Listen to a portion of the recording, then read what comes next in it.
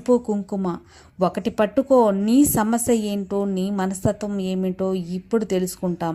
బిడ్డ, నువ్వు విభూదిని పట్టుకున్నట్లయితే నీ కష్టాలన్నీ తొలగిపోతాయి తల్లి. ఎందుకంటే విభూది అంటే నమ్మకం.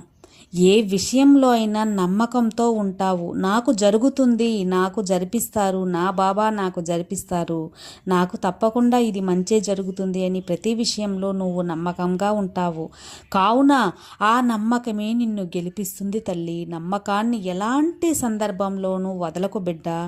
ఒక్క సెకండులో చెప్పాలంటే అప్పుడు, ఇప్పుడు, ఎప్పుడు ఆ నమ్మకమే నీకు శ్రీరామ రక్షగా ఉంటుంది.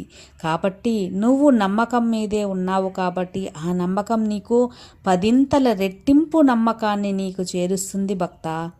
ఇక కుంకుమ తాకిన నా బిడ్డ గురించి చెప్పాలంటే ఏది పట్టుకుంటే అది జయం కాబోతుంది తల్లి.